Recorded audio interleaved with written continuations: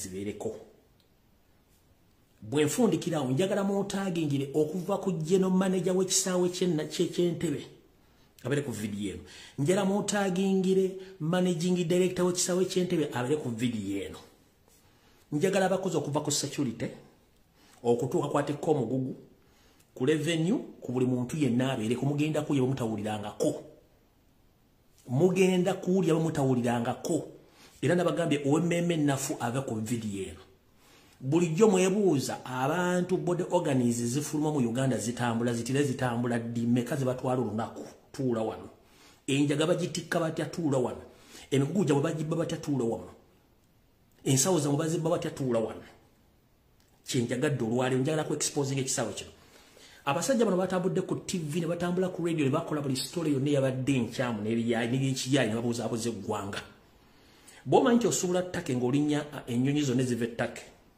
tuula wano bakyali bange mwenna bakola mu kago nga muva mu ttake mutambula ne mugenda ne mutwala ebintu bya mu Uganda ne mutuuka waka nga ebintu byammwe tebiwera tuula wano information engirina gwemanyi ng'okola mu kago section otambuza migugu ova ttake odda Kampala ova China odda Uganda ng'otambuza emigugu okola kago tuula wano bulijjo mwebuuza ebintu mutwale Kampala tebituuka byatuuka ludda biri ludda wabisokodde mbiri ludda watuula wano tambuza video eno gishiyalinge kubanga nze natira okutandika olw'ensonga obudde nina mutono ekisookera ddala njala sooka kwebaza mwenna bali ku social media nga nsooka obbasaba buli for the first time bwe ntandika information njala buli omu akwate screen ye alikodinge buli message engenda okufulumya mugitambuze ku bwenyi bw'ekitabo mugitambuze ku TikTok mugitambuze mu WhatsApp mugitambuze ku Twitter mugitambuze buli wamu mukole kye tuyita screen recording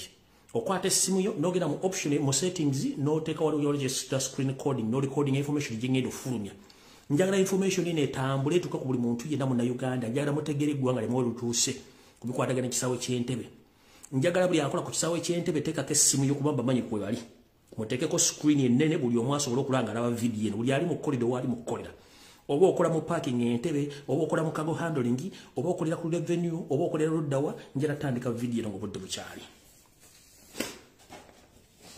nendoza nga bulijjo kansooke mpiseewo security alert zino njala omukulembeze wa Robert Kyagulanyi Center mutaginge ku video eno mwenna n'abali mukwatidde akuba political prisoners njala mbere ku video eno alright ntandise bwete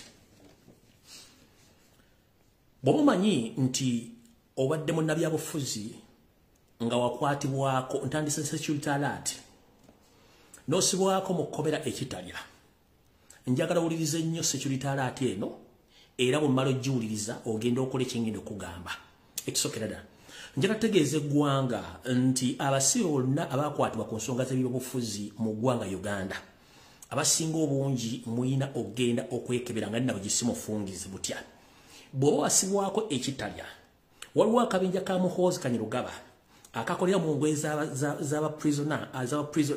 prison wardens prisoner security wardens abakola mu kkomera eryo nenga akabinja kano ka SFC akabinja abalo ka bulabe nnyo kabakoladde ebintu nga tebimanye bw'omanyi nti waliko ekitalya information etandika bwete ezimu ku ddoondi zange ez'omunda zantegeezezza nti ntegeeze abakulembeze bonna mu bibiina by'obufuzi n'eyali akwatiddwako n'osibibwa ekitalya wuliriza bulungi nnyo baŋŋambye nti bw'obanga wasibwako ekitalya ng'oli muntu munnabyabufuzi kyandibadde kyangu nnyo ogende weekebeze omusaayi ku bintu bino bibiri wammanga ozuulewo ki ekituufu ky'oli ntegeezeddwako nti akabinja ka muhoozi akali mu panic nakati akakyali mu panic akatamanyi ani ani kaweebwa obuvunaanyiza omukama waabwe muhoozi okuba nti buli musibe yenna azireeteddwa ku musango by'obufuzi akubibwa empiso erimu akawuka akaleeta mukenenya oba akaleeta siriimu era ne babakuba n'obutwa bwe tuyita slow killing poison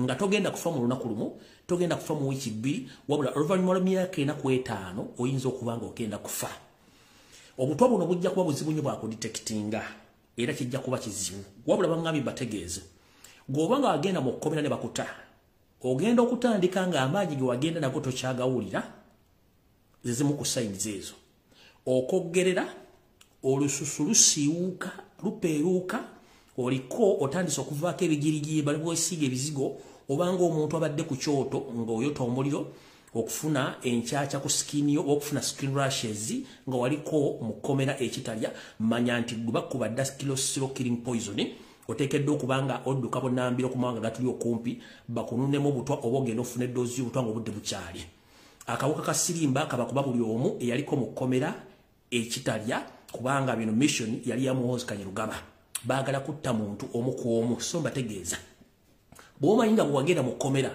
bw'owadda si bw'okyali oluzinga weight kyekisooka skin yo ne bw'osiga ebizigo tekyatereera olina skin rashes obanga omuntu ayina enkanyanya ayotedde omwaka mulawo byezi 6 tokyetegeera ogwamu amaanyi buli kaseera oba olwala genda weekebeze nga budde bukyali bakuba siro killing poison tagenda kuttira mu wiki agenda kuttira mwezi wabula wakuttira myaka 4 ku 5 gye bujja katono empiso oba akawuka ka sirimba kabakubadda nga mulimu okukomera mwenna so buli omu genda weekebeze nga obudde bukyali oyinza okwekebeza nga tokalina naye nkugambye ku bintu bibiri otokuba wabukayo n'ekimu okusinzira ku drone yange information gyempadde so bategezezaako siro killing poison tagenda batta kati naye oluvannyuma lw'emyaka 3 ku 5 muyinza obutasukkawo ne mutandika okutuka mpola guno nno muze bagukola dda kano kakodi bakakola nga bakyaline mu nsiko bwe bava mu nsiko bakikolera ngali mu public house ne bayita balanga essaawa ezo bwe bakubiranga abaganda empiso ezalimu siriimu nakati abamu abasinga obungi baggwawo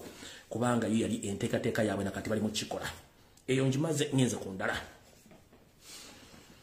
neno information era ya security alert eri mwenna bannayuganda naddala abasibuka mu kitundu kye bayita Buganda bamama ne bataata ndiwo bategeeza ekigendero kya Yoseeri abasinga obungi munja kitegeera nga obudde bugenze nga bwe kiri nti empulukutu za musota zigenda na miggomeka njala tegeeza mwenna abazadde bannakabutuzi ne bassakabutuzi ekitongole eky'ebyobulamu mu Uganda kiri mu kutambula okwetoola Buganda ne bivaani byakyo bimotoka ebitambula biyita ku mizindalo nti mutwale abaana abageme naye ng'ekituufu mukimanyi nti abaana bano babagema butwa so nno njala bategeeza nti buli muntu yenna atwala omwana omugeme manya nti omwana omuwadde walumba ettanda era tagenda kudda nga bw'oyinza omutegeera abaana bano batandise obagema ebiyiso ebigenda obbajjawo omukuomu nga kino kyatandikidde mu bitundu by'emukono emotoka bitambula biyita abantu okutwala abaana babageme ekirwadde kya polio okuva ku myaka 6 okutuuka ku myaka 12 so nno mwegendereze nnyo mission eno mpanvu nnyo okuba nti batandise okunywa abaana ku kifuba ng'ekigendero kyakendeeza namba y'abaana abali mu ggwanga naddala mu Buganda region kino ekikolwa kya bulabe nnyo ekyo nakyo mukitegedde nti abaana bano babakuba ebiiso ebijjo baleetera okulwala obulwadde obukonvuba n'okutandika okusikondoka okufa era nga bwentegeezeddwa okusinziira mu malwaliro ag'enjawulo mu Kampala mu Buganda ennamba y'abaana abali mu malwaliro temanyi abantu bakulu abali mu malwaliro nti ennamba y'abaana esisuse ku gw'omulamuzi abaana bali mu malwaliro nga bakufa enkya n'eggulo awo nawo nfuddewo ndi ku security alert era njala bategeeza mwenna abazadde abazza abaana ku masomero nabagamba nti mwesonyiwe amata mission y'okuwa abaana amata ekyagenda mu maaso amata gano aga Museveni ne family ye agalimu obutwa obutta yensonga lwaki baali bakifudde kya buwaze buli mwana buli ssomero lyonna okutwako okulumyesa abaana bano amata nga bakimanyi nti amata gano ga bulabe ne ku TV ze Uganda waliwo omuntu omu celebrity yatandise okugoogerako ne simenti anaawangaala kubanga yafunyeko experience y'abantu 15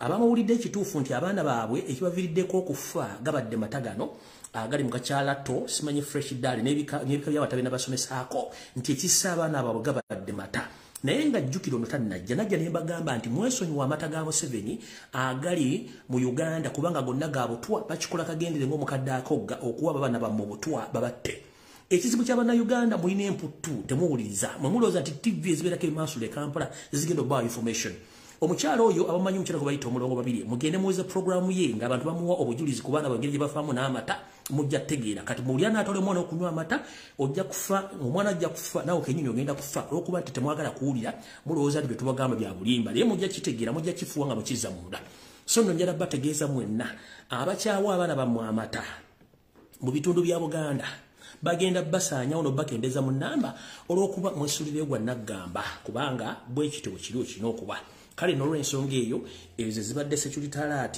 njala bategeeza buli kimu mukiwulire bulungi nnyo nga bwe kirina okubeera ezo zo nzimaze ngenza ka information wana akala ndyoke ntandika information yandiise right ntegeeza abantu Bombuganda naddala abantu abali mu bitundu by'emulago okulira eddwaliro mulago abatudde ku ttaka eriwa kabaka nabategeezako omwezi omwaka oguwedde nti waliwo akabinja kabalangira abava mu America balina ebyapa nga baagala kwezza ttaka eri baluguze Yoseri ne family ye akabinja ako nenka kuba ne kadduka kati kye kimu era Museveni ne bamafia bakomye obuto okwenyigira mu kutwala ettaka ly'emulago era nga ntegeezeddwako nti abantu bangi ba state mafias batambula mu bitundu by'emulago wano omuli mulago triangle ne mulago masannyalaze nga batambula batiisatiisa abantu tibagenda bagoba ku ttaka buli atalina kiryogerako kubanga baga nti ettaka eryo liriko n'ennyiriro alina n'ekyapa so nga ettaka lino lya Bwakabaka wano bagambira nti Buganda Land Board ekitongole ekiri emmenga awo nga kyababbi banywi ba mafia bawamba Buganda bebamu ku bantu bakolidde omuzigo okutunda amataka ga Buganda n'okugobaganya abantu Baganda ku mataka gaabwe so njala tegeeza mwenna abantu abali ku ttaka ly'emulago mwetegereze nnyo ettaka ly'emulago ligenda bafuukira kagumba wegoge kubanga essaawa yonna bamafia okuva mu State House batandise okujja okulambula ettaka lino naddala mu Mulago Triangle ne mulago ku masannyalaze n'ebitundu biri byetoludde mulago okuli ettaka ly'Obwakabaka naddala nga mutuddeko essaawa era bagenda kujja batandika obbafubutulako era balikubba ebibaati nga nenna bugisi mufungize so no njagadde obategeeza mutandika okwerwanako nga mutegeeza bekikwatako nti nettaka si lya Museveni era si lya bamafia abali mu Kampala ttaka lya Bwakabaka ate nga bulisisiddeko ebbanga ddene kale tugenze maaso era njala tegeeza mwenda bannayuganda kali kaweddako ettaka ly'emulago mumpulirize bulungi njala tegeeza mwenda bannayuganda gwabadde amanyi nti osuubula era nga buli kimu kikutambulira bulungi olina kyotamanyi uliriza bulungi nnyo wetwogerera ekisaawe Entebbe kyagwamu nnabe olw'abannayuganda okuvayo okuyisawo amaloboozi gaabwe ku nkola ey'emirimu egy'abayingiza ku nkola y'emirimu gy'abantu abahandolinga aba migrants abantu oba bayingira n'okufuluma eggwanga engeri gye badde bamesa mu bannayuganda okufuluma nga bajjako ensimbi n'okubabba ensimbi ekintu kino nno kyaleeta eddoboozi ly'amaanyi okwetoola ensi yonna buli muntu n'avaayo gy'ali eyali atuusiddwako obuvune bwe twogerera amawulire g'ensimbi y'okufuna nti kati ennaku zino okuva twatandika okuyisa amaloboozi gano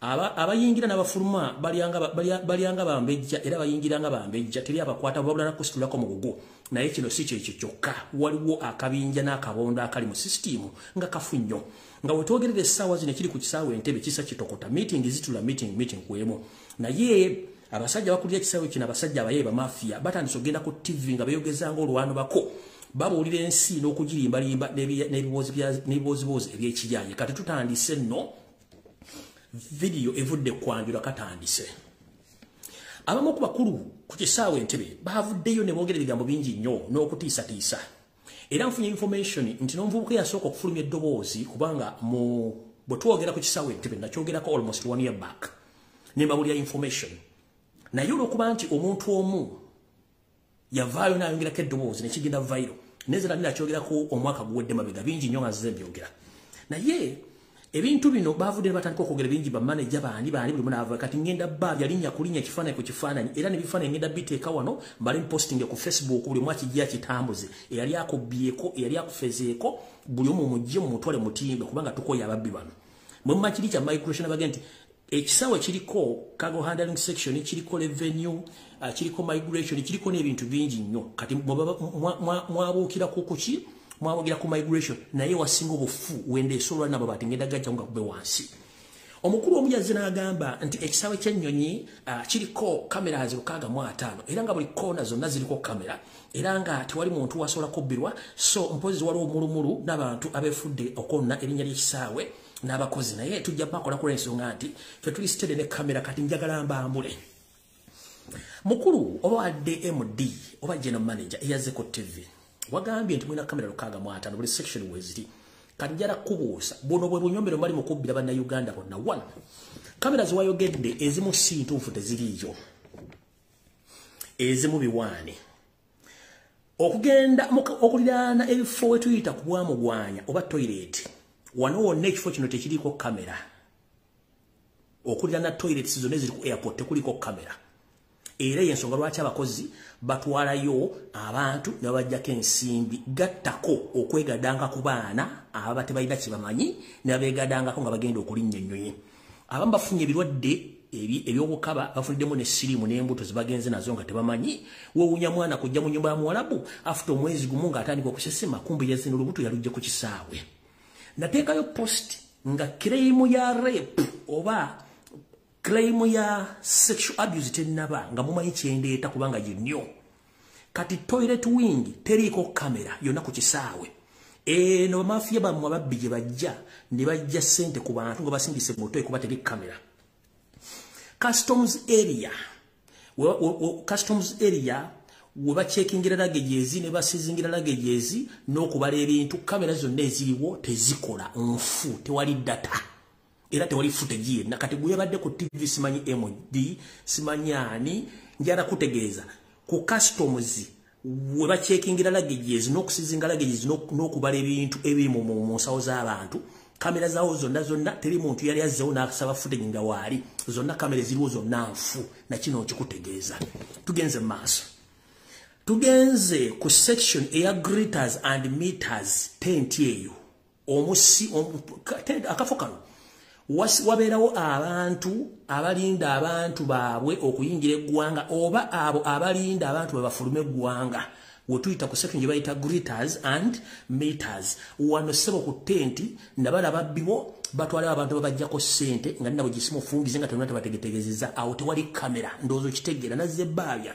tugenze maso tugenze ku restaurant esinga obungi ziri ku kisaawe tekuli kamera ngate restaurant basingira okubbiramu abantu ku kisaawe kuno gye bayita airport basingira okubbiramu abantu ku airport gye restaurant ewatali kamera eno gye bayita Mama Africa restaurant abakozi bamwe ku kisaawe basinga okubbira abantu sente kubanga tewali kamera ate nga mukimanyi nti abantu bano badiringira unyo mu kubbaka abantu sente ndoza restaurant mugimanyi si bya mpuna si byaki mugenda kulya omuziki olwaliro kino kyazze tumazeeko mujja kitegeera nti embwa efuwa firimbi era nesera ku zebra crossing lwakuba nti zebra crossing zisalirawo tuba zebra ntulege nenga n'abantu basalirawo katujja kitegeera kati tugenze maaso ndoza tegedde bulungi kamera zo 65 ntezikola abantu babbirawo bwe najja ku Monday kuba nalina kujja ku Sunday ne sijja owali omupiira gwa Arsenal ne Man U nengamba kandeka abantu babirina pressure bakakkane then tugende maaso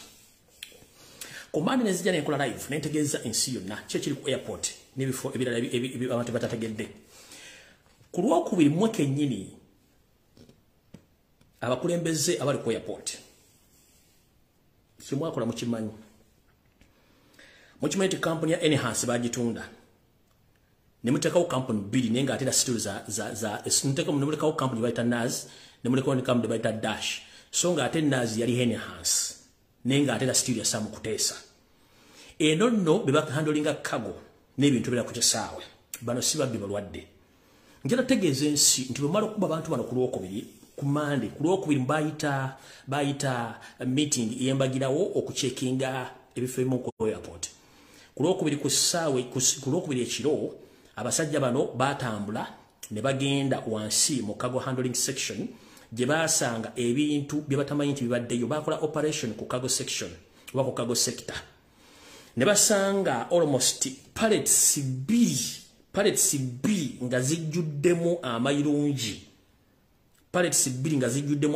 mu cold room naye nga zino zizitowa almost tani nkaaga nga teri n'amanyi nti bino ebintu bibeerayo wansi era zaali zigenda kulinya Ethiopia Airlines zigende era abantu abamu bagoba ku ssaawa eyo naye nga mukimanyi bulungi nnyo zino zonna ddiro za SFC ne Genetic Embabazi Genetic Embabazi be bakola mu ddiro zino ez'okutwala ebintu bino kati njala sooka tegeeza abantu ebintu bino emuwulira byonna ngenda birwamu details zaabyo n'ebifaananyi kati ngenda sooka balaga ebifaananyi bino buli omu abirabe bulungi nnyo gojja kujjako muntu kigwomanyi eri akufeze then tugende maaso ngenda kulaga omu mulyoke mutegeere ono omwami gwe mulaba olwale ono bamuyita Ategeka yeyita Ategeka German handling agent oyo ku kisaawe Entebbe oyo bamuyita Ategeka oyo yomu ku bo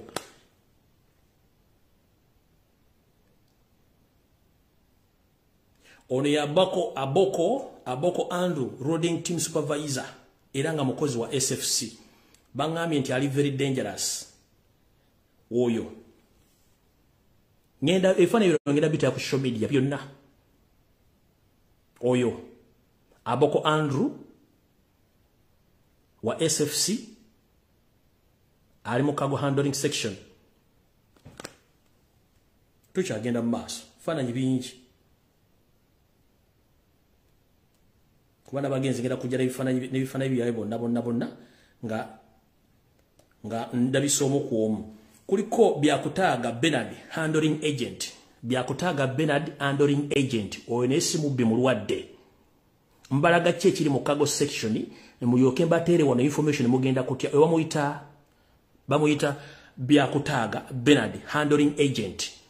Musaasanye information eno. Mukole screen recording. Kavudde kwanjula kati katandise. Tulinawo Maringa Tom handling agent wuuyo. Nze ebifaananyi nazina byonna Maringa Tom bale babadde babba emigugu gyammwe obati kenjaga okola date waka yenna nzija oyo Maringa Tom.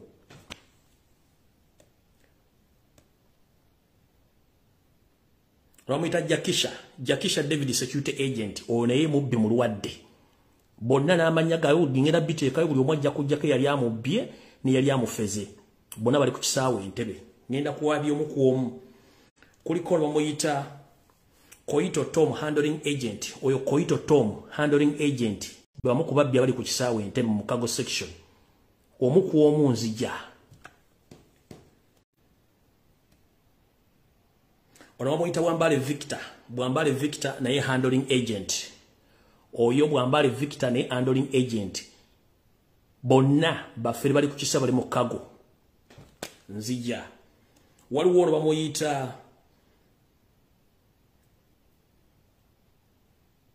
Ogwapa Simon handling agent. Oyo naye wuuyo naye waali. Bonna ngenda babalaga bonna. Ndyoke nte information eri mugenda kutya. Kuliko Senkoto John Cargo Clerk Naz Entebbe. Oyo abamu badduse ne bajja ebifaananyi byayo ku social media nga tebaagala babalabe. Oyo Senkoto John Clark Cargo Clerk Entebbe Airport. Abamu babijja ku social media nga baloza tujja kubifuna. Tugenzo kono Evans Nuwagaba deputy manager Naz Entebbe. Uyo deputy manager onesi mubbi mulwadde bonna ngenda babalaga n'amanya gaabwe. Tulina wono Kaguta Genevansio handling agent Naz. Ono olubo oluwanvu, oyo olubo oluwanvu kubanga ebifaananyi nadde sobola kusala muntu omu. Oyo olubo oluwanvu obugalo bindi nali mu saati ya checked. Oyo Kaguta. Oyo muzibu nnyo alinga olumbo olume ekiro nga ambulance teriiwo. Oyo olubo oluwanvu. Ngenda babalaga bonna. Waliwo ono Pius Onega rampa manager Naz Entebbe Airport. Ate ono mafia. Bonna ngenda babalaga n'ebifaananyi ngenda bita ku social media. Mujja kitegeera. Nze nzija na information nenjibateera buli omu n'awulira n'olyoka owulira omuziki bwe guvuga. Kansubire nti ba MOD bakirina bonna bali ku migration URA buli omu kwali kuno. Kuliko Sunday Kaguta uno oyo naye mafia. Sunday Kaguta naye uyo mafia. Tugenze ku Sekatawa Ivan loading team leader oyo naye uyo simufere mulwadde bonna bayaya wali kusaawe Entebbe bibabbe emigugu gyammwe n'okubatira bye mutategeera. Tugenze ku Mbogo Emmanuel handling agent. Mbogo Emmanuel ono handling agent bali babbe emigugu gyammwe n'okubatika ebintu bye mutategeera. Oyo Mbogo Emmanuel ono ye yomu kuba yaya abali ku kisaawe Entebbe mu cargo handling. Tugenze maaso. Kali kuliko ono eyakyusiza amanya nga zetumufune. Ye kafu w'abafulu bonna ku kisaawe Entebbe. Logose Anet. Oyo Logose Anet. Yabadde yeebuzaabuza nga yeewolereza. Oyo Logose Anet. Ngenda kujjamba information yonna nga ngenda gite nsejja kutya. Oyo Logose Anet. Nzija.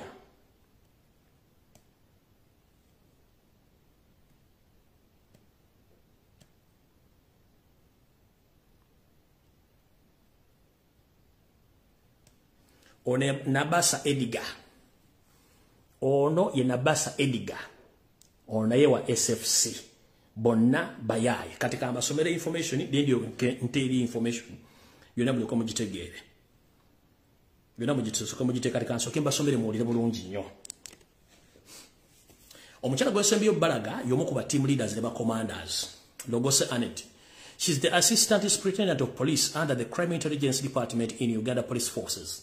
She was posted at the Entebbe International Airport way back in 2014. She managed to build her racket of thieves at the airport using her own office at the airport. She brags on people saying nobody and nothing can shake her because she is connected. But our concern is to save Ugandans from being robbed by the group of the airport thieves. The group she works with, including the following people: Asasira Prima Alex, an ISO agent; Nabasa Edgar, aviation police and counter-terrorism; Ritingana, aviation security; Olele Joel, police officer attached to crime intelligence, also working at the airport; Kigozi Samuel also is in IC, is in CI, overseer CID department. Kuliko Emma Emiliano, ISO agent operative. Kuliko Gusemereza James, aviation police. Kuliko Atuhairo Sylvia, Minister of Labor and Social Development. Kuliko Nachiwala Chinji, in charge of Yellow Books. Bano bonna yo mafia abali yokukisawe Entebbe ngawe nabagamba. So no kati musoke mumpulize bwe namalo bakuba ku lubande twatandika tutya bwe malo bakuba ku Monday ne bakola immediately meeting n'okuyisa amateeka amapya kubanga bali bakitegedde konti ense bategedde naye ulira biki ebyalimo bwe malo bakuba ku lwokubiri ne bakola random check and they raided out all airports. They managed to find 2 full pallets of Mila stroke Mairungi at the export section. It was found in cold room and they were about to clear and taken to the ramp area to load on the Ethiopia Airlines at 9:30 a.m. Victims were 4 NAS security agents who do clearing of cargo to run away, and the 2 were escorted the headquarters and fired. Olubagobyeko baze bagobako kati wano wavidde ku kanjula ate katugenze ku video entuufu. Waliwo omukyala gwe mwalabye nga bamugamba nti ensasudde egundi zange nsasudde ensawo zange tompadde receipt. Kati omukyala oyo y'omu ku bamafiya bali awo. Kati wane wali video entuufu etandise. Muwulirize bulungi nnyo. Nzo gwange gwakulabisa buli ali abuliddwako bali babbyeko ebintu byo tebituuse. Omuntu anabuuza Lumbuye akyafulumiza information yeno. 1 ngenda kuddako Revenue Authority ku kisaawe Entebbe. Njagadde kusooka pamu. 1 ekisookera ddala bali banziriyo ku kisaawe. Banzibako engoye zange, engatto zange ne laptop kyekisooka. Ekyokubiri, Bannayuganda bali mu makomera China nga batisse enjaga gye batamanyi. Bannayuganda bali mu makomera Middle East nga batisse enjaga nga tebakimanyi. Bano abantu nga bakola omulimu gwo. Njala mukyewulire from the author's mouth. Njala mutagingire president, njala mutagingire abantu mugwero kule mu voice mu information gye ngenda okuta mulize bulungi nnyo mutegere gwanga nti fu.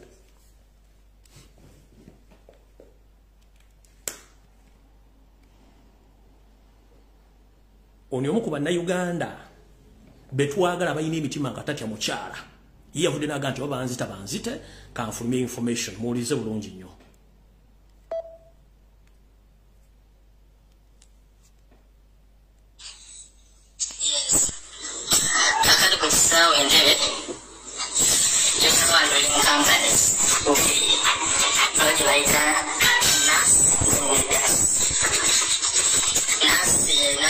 Services, then that's you see your Kulibanti Manuel. Nancy frequently you want a single handling in union yourself. Nancy, you a Kulibasan Kutesa. Then station manager, who was a tennis like no Gisha. The man resource manager. Then in Amunyuka, bamwita Saddam Tembo Kato. So be bavunaanyizibwa ku recruitinga abakozi bonna ku National Aviation Services.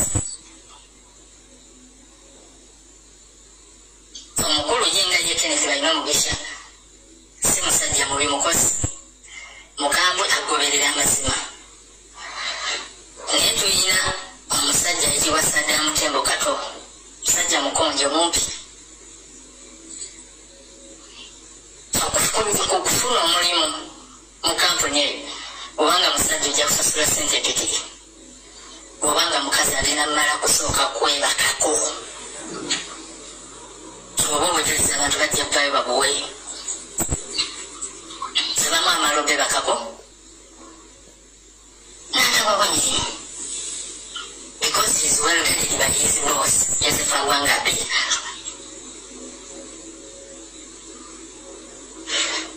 National Aviation Services erina departments ez'enjawulo. Na department esooka eya passenger services, department ey'okuyigya security services, department ey'okusatu eya cargo and package handling section, department ey'okuna cabin cleaners. Buli yamu kwaba alina omugaso gwakola. Passenger services beebo abantu be batuukirako ku check-in, beba abantu be mulaba ababeera bambadde ekyeru waggulu kyeru wansi gudre, ababeera ku bukompyuta bwabwe babunyikanyiga leeta passport tulabe simanga bakuba bakuwadde boarding pass beebo aba passenger services. Mulimu abakola ku check-in, mulimu abakola mu documents. Buli omu alina omulimu gwe.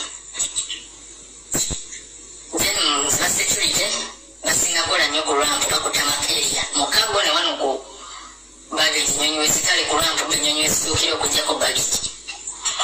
Then ne ku UN amino mbadde nkwedera bidde okugamba nti ne UN ennyonyi zonna ezituukirawo nasi yezihandolinga. Mwe muli n'ennyonyi gye bayita South Air ey'amagye etera okuva e Somalia ejja n'ebintu biyitirivu nnyo muli emundu omuli ebintu bibaluyingize from Somalia nga babireesewa byagajjasa ebiyitirivu ennyo ennyo. Amativyalengini kiva bagaluyinga amaduuka geeyo gegajja ekongo byonna bituukira every comes to times. Era abaana bannansi bajandolimu. Then tulina cargo and baggage handling section. Then baggage njagala nnyo singa okkuba abasinga bayita ramp. Ramp ekigambo muyinza okuba mukiwulidde nnyo. Ramp kitegeeza ekifo ennyonyi wezituukira ne bajja drivinga ne bagirongoosa ne bajjako ebintu abasaabaze ne balinnyirawo awo ne bajjako ebintu ebijjireko gye bayita ramp. Then mukago erya baagituusa ne bagijjayo ne waggulu bagiteeka eri wansi n'ekigongo gyeri ennyonyi gyezituukira. Then wano ku ramp responsible abaetali emirimu egikolebwawo barayivinga ennyonyi eyo ne bakyukinya emipiira ne bakondera ne bawaatira mu maaso okuyambako nti wano ebyuma biba bizza emmotoka zino okugenda ku nnyonyi oba kujjayo bintu oba biki obutakoona n'okumanya bye balina navigitingi obutakoona ku nnyonyi kugireetako bulatu. Kali mukago eri waliwo batyo bwe tuyita mu imports ne exports. Imports wali ebintu ebivudde w'eggwanga ebituukira nga cargo, si baggage cargo. Then exports wali ebintu ebivudde mu ggwanga munda nga bisindikibwa mu mitala w'amayanja mu nsi endala. Emizannyo nnyo mu imports eyo gisinga nnyo mu imports awo mu lukago. Imports waliwo emizannyo mingi. Bwe wali omuvubuka Senkooto John oyo Cargo Club si mwangu abajjemu nnyo bannayuganda ssente. Then wano mu exports ebivudde mu ebigenda omwezi ogamba ebimuli bya wagagali ebiti mwanyi ezo mwanyi zifuluma nnyo mpitirivu kukoda za Yoweri Museveni n'amayirungi ago gagenda enjaga embisi more exports. Each and every day, ebitaka masuwa paleti satu. Mwami Lumbuye nkugamba paleti satu, manyi obwesitogamba nkugamba. Enkondi waggulu, oyamba ebuli paleti, ensira gye bagisiba, bwesiba nga zigendeddeko zino n'omu French, nga tezigendeddeko ennyonyi ennene gye tuyita enjike, oba magma, ekiro okujja mu mande ekiro. Mwami Lumbuye batwala ttani ezisoba mu 10 buli lunaku ez'enjaga n'amayirungi. Oluvaawo nga bakwata nti gundi aginywa nga bamagira nti Bobi anywa enjaga, simanga bano abavubuka bali amayirungi bye balima baago kyemugamba abavubuka be bagatwala. General Museveni ate nga gali escorted by the Special Forces Command. Mwami Lumbuye ate wekalaga kugenda mande amayirungi n'enjaga ku South Air kusimbaasi musobe ku ejike enyonyi ennene etera ogenda kuva South Africa ejja wano nene nnyo magumeeyo batwala ttani ezisoba mu 55 mu kiro kino. Mwami Lumbuye ne basiba paleti y'amayirungi nga mu buwanvu oba nkugamba entya mu buwanvu ng'ovudde ku ground esobola okulya fulo 3. Yes, fulo 3 waggulu atwala paleti 6. Tegeeza muntu asobola otwala ttani 2 ez'amayirungi n'enjaga wabweru. Naye nga destination yazo olabako nsi Ethiopia. Olumu ne bikulaga nti gagenda Dubai, olumu ne gakulaga nti gagenze ne gayingira Doha. Imagine kati eyo magma yekulaga nti gatwala direct mu Ireland ngo gayitako kaŋŋambe kale mu abisi ne gagenda Ireland ne gasala ensi ez'enjawulo ne China. Naate China tebatera nnyo gatwala. China yo batera kuteekamu enjagi batera kugisibira oba kugituuka mu nsigo z'abasaabaza onzijawo nyo tukubewo.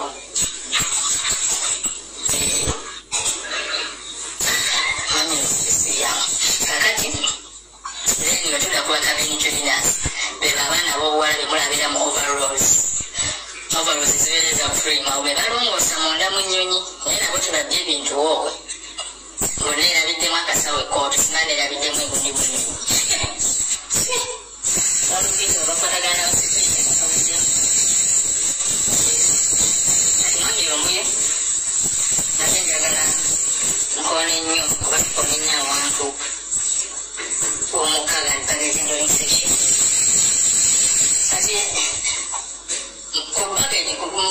ku bagage erya oba lwampu eyo ensawo z'abasaabaze zisinga okwetangira awo nga zivuddeyo mu kyekino waggulu zikirira eno wansi awo waliwo otuyita mu bagage makeup area. Saababeereri nga bakomyewo okuva ebweru omwenyirira awo awali konveyezi ezeetoola mmira bwe mugiraba abaana babeeri abera badelivaling ensawo zammwe baita bagage makeup area. Kati waliyo zikonveya endala 2 waligana Airlines yawambako konveya emu era emirimu gisiba nnyo nasi bamenyeka nnyo abaana ekwesaako emu denaba emu kati bamala kikinga emu waggulu ebyo yazijja sawa zijja naye pikya bakozesa means of communication eza radio call abokukinkina aba wansi okugeza political language nti owa waggulu ayagala kwogera n'ono ali wansi katugeze bali ku flight y'ekata basookinga nsawo zaabwe. Kati owa waggulu oli okuyita ono wa wansi omuvubuka handling agent asookinga bakozesa body language nga mugamba nti katugeze kata flight ayinza okugamba nti namuyita katugeze ayita owa wansi omuhandle section z'omuchecking agamba nti QR sorting area counters akawulira akantu ako QR sorting area counters nti kunyonyi yakata gye tusortinga mpita ali mu sorting area nze ali ku checking olonamuddamu nti send message ono gwe bayise oli natandika omugamba nti take a look at bag with the tag number this and this destination. Kati destination yawe wali tagali abasaabaze babuzaabuzibwa nti oba igendere ogenda kata Doha ligo eki tajja kwogera nti ntere nedda phonetic language yawe era yegenda okukolawo nti bwe tuba tugambye A alpha B C Charlie nti F when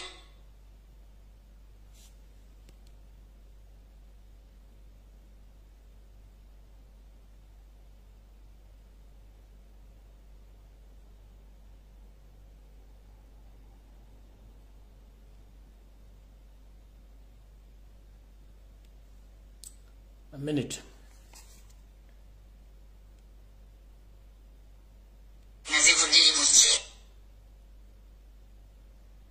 Ania hakinga. Karwa hakinga.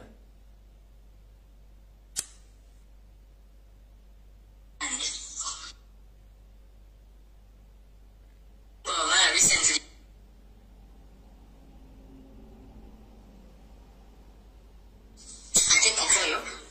Oli Museveni emizannyo egyazanyibwa Congo y'omu ku basajja abo abaagikola. Yes. Musajja nnyo Wakatumba Wamala recently yajja eyo. N'abeemanyi nnyo beeyagala ne badde ebbali ne banyumya. Era n'omukono ogumu gwalemala yali eyo ng'agakuba amasasi. Egiba erino gigi ono yali responsible mu kuloodinga ate n'okumaneja tebaloodinga amayirungi ago. Tebaloodinga marijuana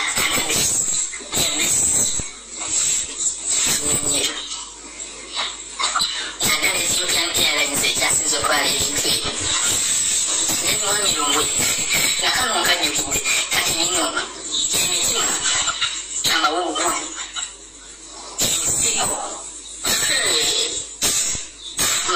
amamyabo buli lunaku ekitono ennyo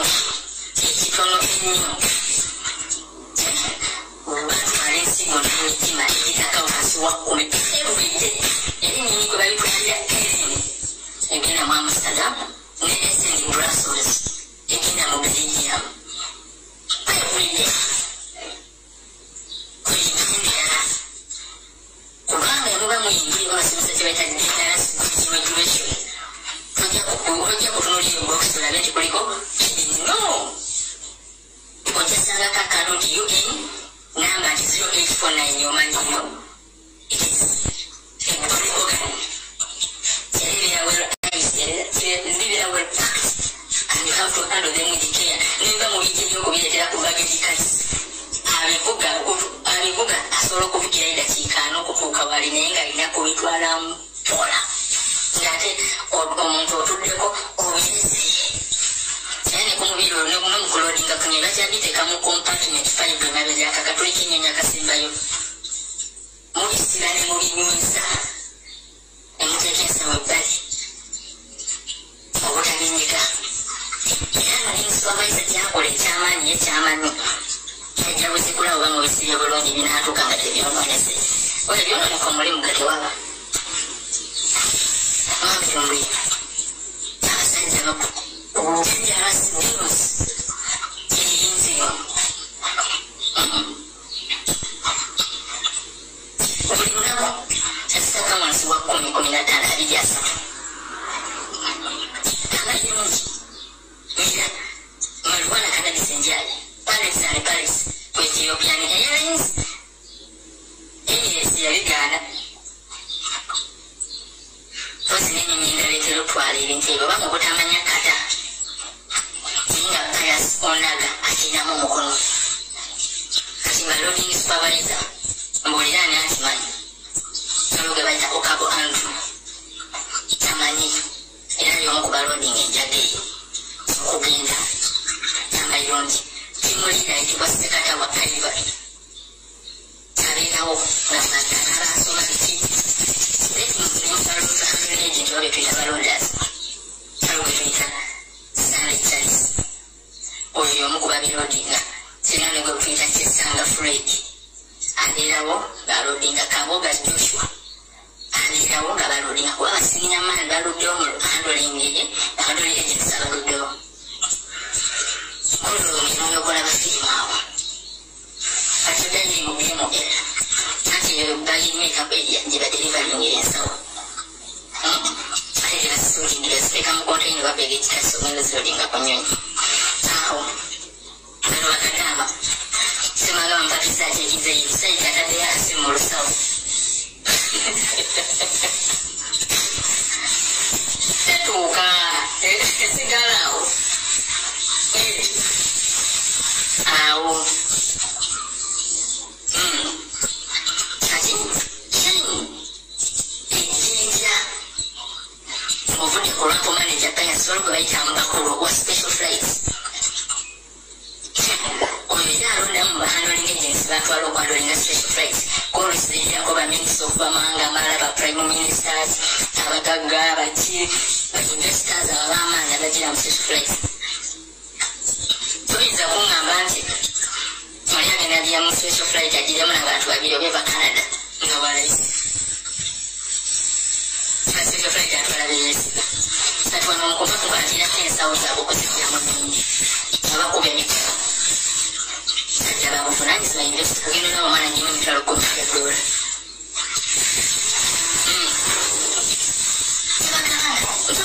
mukulu lwongezinde neke ate babana tebagula amayumba ebizimbe ekiwalayo bayita ba meeting manager oba bagayita ba delta mike walondo wagira evans munyalwando yiyita mukiga oyo alima yazimanyiko datejuzi nakuya steya oyo datejuzi azimanyiko kagolo azimanyiko antony azimanyi ninga omukulu lwaka yasonaga mbakulu neri bano bebaddako kati bano ate bo babalina okukola supervision za operations zonna ati batana road coordinators bakoze batya nga road controlling bagikoze batya ebintu bitambudde gitya kuba oyo abeera amyuka ataani manager mubona Evans no wagira yakyasinze kati nga team leaders nga loading team leaders sinangwe bayita Seviranda Lawrence muzeeyo bamwita nnyo muzeeyo ku kisaawa agenda myaka 2 aludde omusajja si mubi abetalinze abaana bonna ku kisaawa awo abali loading section era ye musajja yikayimirira ku bigere binayimirira ku mazima teri mwana yise mikono gye nabira successful awo n'atamujjukira naye ate abaana bajja ne bayita mu mikono gy'abalala sekata wa Ivan simanga bya Ruhanga bonna baana babamentalinga bubi kubba era amanyi nti ngenda mulemesa oba yingire omuzannyo bagamba nti ekibe tekyala n'ababbi tujja kuyala tubangire famire eringi sente yekiri eyo yes ate tulina ne bayita ba loading supervisors oyo kabo Andrew waliwo abija ba Ronald oyo naye si mwangu ng'okabo nasinga obukambwe ne kuddako abija ba Ronald oyo bonna simmere kulya bazanyi bamizanyo kati tujja kuba handling agencies abali bayita ba loaders oba bapoota ba nurse beebo bannayuganda mwena abawuliriza beebo abajjamu ebintu byammwe beebo beebo abajjamu ebintu byammwe masimu masaawa simanga bisibe pakina simanga biki ozirina ebintu byovuddeyo byabbi oba ovudde wanaino ogenda ogenze ebweru ebisigala mu nsawo beebo newe bankalira munda bagitwala yala kyabugamba kulisomere nange bayingira mu kologere balolimusawo naye nga sinabasoma kati kabasomere mubasetulira babamanyi ku mizanyo ebyo wali gwe bayita okatyani abamanyi emizanyo abaana gye bagenda okukola era yefuula abakuuma kumbe ayagala alabe ani akoze ajjeeyo ki ebweru mugabane ate munaye bonaagana okumuwa pasi yajajjiwamba akugambye nti wadde bakugoba oyo gwe bayita Patrick Munyongo oyo naye azannya emizanyo egyo osimwere kulya naye tugenda gwe tuyita Dindo naawe oli wa security mu naasi naawe ogikola ate mwe abasinga n'okukiriralinga ebintu okuva eri wasa mukabenjage mwe abagikiriralinga ne mugipima Bamuyita Owaki naye ekyago kati ekyago ye yabadde nga acting manager nawe ozimanyiko nawe muli kasaaka ako k'ensonyi nkyatemu abasinga okugobesa abaana baabagaanye okukola ebintu ebyo ng'oli abumva obukola obukyanga bamuleeta yagaana okubikkiriza mutabikola muteekawo embeera ne musibako engeri y'ekisangosango ne bamugoba Owaki ekyago Patrick Tendo Opakyana saako yammwe ebyo abasajja bangulu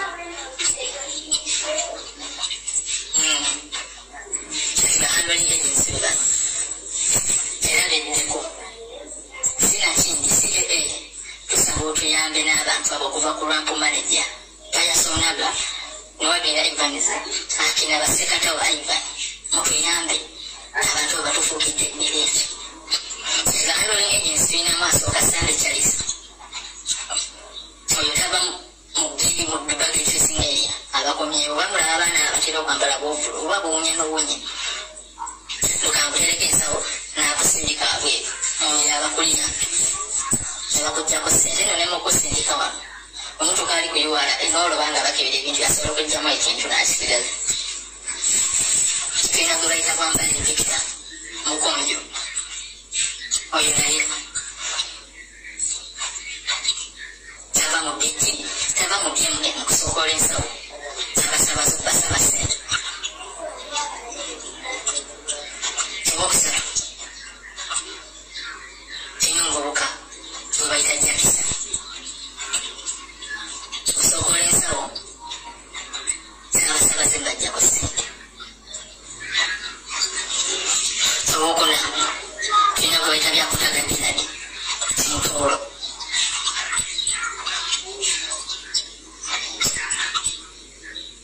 byakutaga binani okusookola ensawo z'abasabaze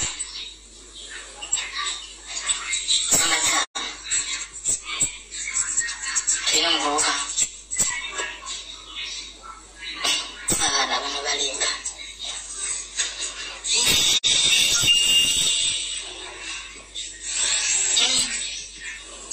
tulina gweta atejeka jama nawe osookola ensawo z'abasabaze ate gwe akulembera ababba emmere y'oku nnyonyi Ethiopian Airlines atejeka jamani gwakyasiza okubba emmere y'oku nnyonyi n'ogenda ebweru n'ogitunda sente empitirivu n'obbako ebyokunywa ku nnyonyi tulina gwe bayitambako Emmanuel oyo naye ajjako ebintu ku nnyonyi naye tulina amalinga tomu lubeerayo n'alodinga naye nakirya bediquarters eyo eya naasi nakola allocation kati ono abaana gwe basinga okwekwatako yakola allocation z'omwezi nti ono agenda kukola wano olwo oyo yazikola malinga tutomu tulina ne gwe bayita Koikitom oyo yali deployed mu biti naye balabadde nnyo abantu olw'okuswala ne bamusa ku lwampu then tulina Ogata Simon naye asookola ensawo ezo abazira oliringa so list mpanvu abaana abo nga basinga obulabe be bamu ku bamentionings bannayuganda bannange n'abannayuganda mwena bali mu nsi z'ebweru buli yali abulibwako ekintu kye entebe eyapoti beebo naye bwebasanga tosobola bamanyi oyinza olowooza abavubuka bato naye nga abaana babo ate bandikikoze mukululumbuye lwaki bakikola ekisooka influence okuva mu bakulu ekyokubiri kye tuyita culture nti bw'ogenda ebulyambwa okola ki olyambwa ogenda kisangawo nga bwekiri tojja kukirwananga gweomuntu toluddeyo tomanyi bitambula wabula gezaako okuba nga agaana okukikola ogenda fuka musota bagenda kulwanyisa mpaka woovaawo bakusireko emisango nti bakusanze buli ekintu ekiti kunyonyi bakugobe bakukanyuge mu emirungu y'abaana abo ayagala bananga batuuleza bakolera nusu 15 buli ssaawa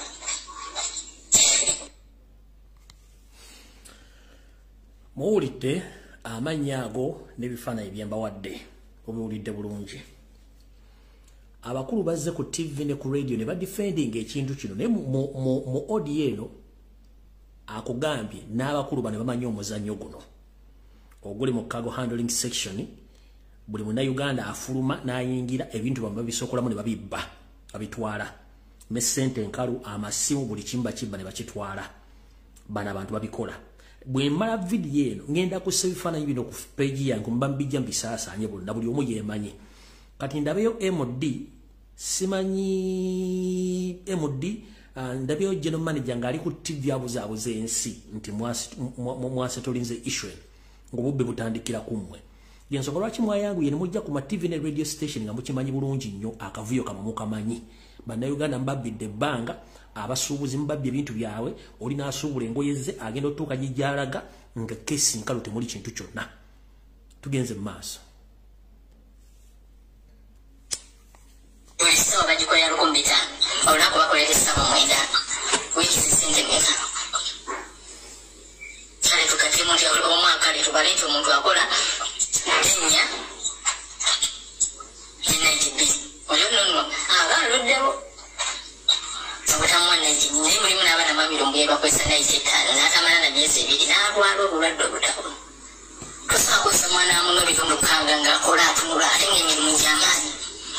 Wamirimu yagitamo okujja mu kalenzi ku nnyonyoyo essaawa ezitowakkiriza njawulo. Omwana basobola omulimu 5 olunaku nga zonna alina okugyako ateekeko sanjeko ensaawa ateekeko ebitatu ensaawa endala ezigenda n'inyonyi endala olunaku kigenda okukomekera nga waba agazeemu kale ekitono ennyo nga yetise asuula ettangi bbiri mu butano tangi ez'ebbiri asitudde omuwaddemu olunaku lumu olwa obufu olwamala kuva mu nayitiri nti mwamirungu yansuze enkola nayitibudde essaawa 3 ofu ye gyebakuwadde oyina ofudde enkya ku makya otandike buto otya nti omwana osiri 15 wiiki kale tubale ekinene akoledde emitwalo 8 n'enkumi 4 mutemyeko enyesese mutemyeko peyazibani abakulu batemyekeza bwe zebalya abamu abaana bagaana n'okusasulwa bayitirivu abaludde okubawa sente zaabwe kuba bakola awashis. Omukulu yennyini lwanku manager saawa z'abaana aziwamba okulu parasi yonna gy'oli olaga okwata awashitiza abaana okwata awashitiza omwana za mwezi naye nga mutuufu asasulwa wiiki emitwalo 8 zino ogenda ku akawunti okutta za mwezi omusuubira kola ki omusente omuwa butono akola nnyo ate oziremedde tokomye ku ekyo omwana oyo omutiisatiisiza omugendaliko omule wiiki 2 olwokintu kyanti mbuti awazo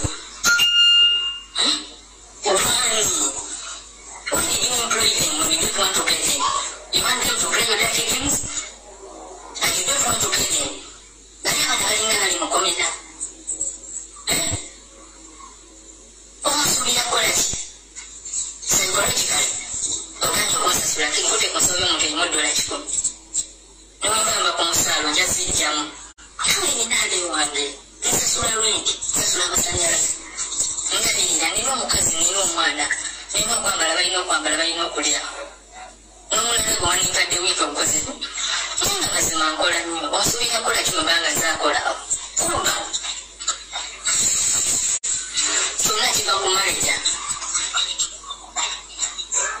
Manager alina enswera ye gye bayita sekata wa Iban emubuulira kikigenda maaso ati ntimulinda n'abuulira oli ono n'amuweza email ono nti okugeza nti Lumbuye Fred yagaanye okukola awasikiza zikwata nozikwata olwokuba oli akozesa obuyinza n'effutwa lyalina okulemesa abalala bamirungu abaana ababeera ku building n'obuzibu obulala bwebujjira nti abaana babawayo gundi insurance ey'okujjanjaba naye mwamirungu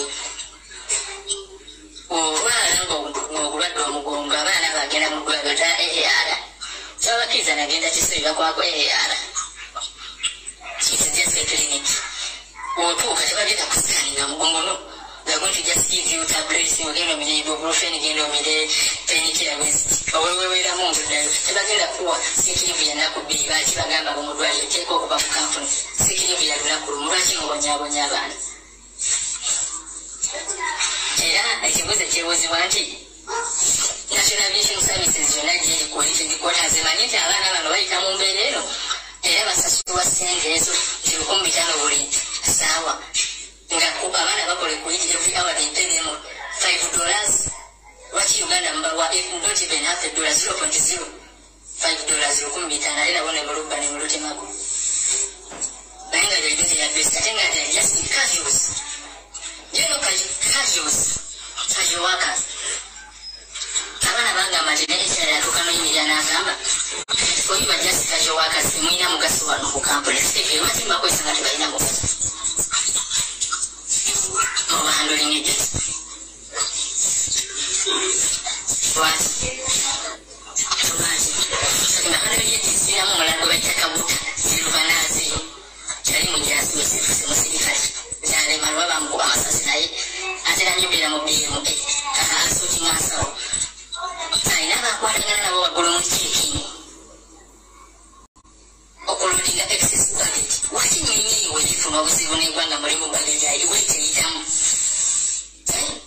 omanyi kyakola oli wa kiikini mulimu abantu baba batambula abamanyi nti kale kangeze ennyonyi bweti etuwa kilo 10 okiraba ayagala gera ne kilo 6 ekumi ezo aziteekawo ezibateekako ttaaga era gye bagenda oteekamu sisimu ngeri zino endala kilo baziwa ensawo zazo naye nga bamuwa bagiwadde different tag nga yemu ku nsawo nnya naye n'amugamba nti ziri ensawo nnya emu gy'olwokuba zirina esatu ezibasiteeka mu sisitimu naye bagira zirodinga ku nnyonyi zirina kilo 5 naye gye bakuyina kilo 10 zino gye batula balaga nti bo bamanyi balina ttaani 2 ziriko naye nga ziri 4 in reality.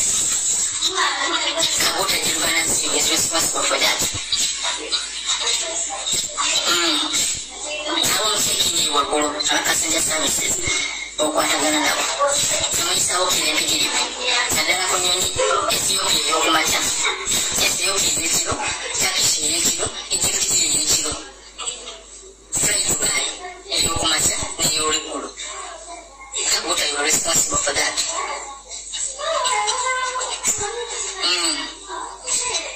Kabota Jirvanasi Munyarwanda Tugambwa akawo ku kisaka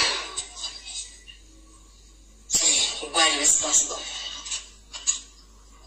oli responsible Kabota kwekyo toke ekisinga okunyumira mukululongwe samukuteesa is the owner of the company naye kayirinnya nnyonyi handling wa kampuni gye era ennyonyi gyalinga gyalinnyawo it's Kenya Airways ehandling wa dasi gyalinnya lwaki naye amanyi ekiriri naye nga ate ye mukama wa yes then n'omuzannyo omulala kati kino kyamu abasuubuzi abasuubula nga muyitaku Ethiopian Airways ekirula esaawa 6 mugimanyi erandinga saa 7 esinga kuba y'abasuubuzi mujja ne keesi zammwe uliriza nnyo ewantu wano omusuubuzi yenna bwe bali banfuluma ne banyingira nga muli basaabaze mu information yammwe wedde njagala omuntu yenna omusuubuzi uliriza nnyo ewantu wano wetulaga uliriza nnyo ewantu wano wetulaga wewammwe muwulidde nti abaana bakola ku kisaawe mu Kago section bafuna nusu 1500 lwa Uganda buli hour gyakola ku kisaawe nusu 1500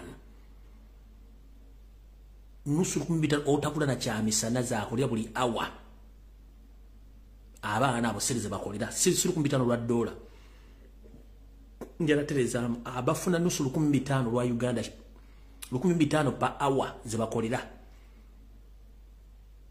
wano mwenna abasuubuzi mulize wantu wano mulikodinge wantu mwenna abasuubuzi muliye bulungi nje wantu wano osinze bamusobode masimu ya sobode ngoyi musitade ko buveno bwe muteka ko rapinga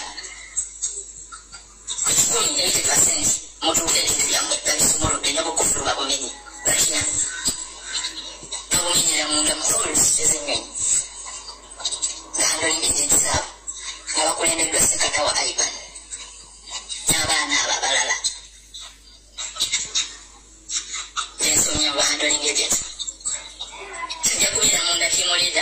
security wabwera abana bademda police sawa kijana anaweza kati kupata zipo za mwezi sio bako kufuru na nikukura na bora na mwalimu box za masimu jaja ndo zina box otandemu ateto kutemuli mapesa batononya beta mapesa wasanze muzika mo zisimu nga Samsung Galaxy S20 22 Ultra abambale so box buli my iPhone 14 Pro Max nina zijja mu bakolekera mu box ngechi wongoli masajja to ngeno take out munyenyi mu scanning area kwa ukale ana yake masimu wegari hodo kemisendo ngeno tukisa Olide kyagambye agambye mu abasuubuza bava China ne Turkey nga musuubudde amasimu abaana bano eri mu section ya kago mu nnyonyi gye bamenyera makufulugama n'okusumula ensawo zammwe be bajja mbi beetaaga byonna ne baddamu ne basiba ensawo zino kati mu abasuubuzi b'amasimu ogenda otuuka okufuna lagejiyo ng'olooza essimu z'omweziri ng'ogenda ali ku revenue machine ng'obagiyisaamu bo nga tebala mu simu okitegeera bo tebala mu masimu ng'okwata ensawo yo speed nga giyiba nolera ekyuma kyafudde tebala masimu ga ng'oteeka mu motoka ng'odduka ogenda otuuka ewakuba mu dduuka osumula ensawo okeberemu amasimu ge waleese ng'essimu mane yane essimu teziriimu wasanyukidde bwereere ng'essimu bazibbidde ku kisaawo tugenze mu maaso n'ab'engoye bo tebaba bakola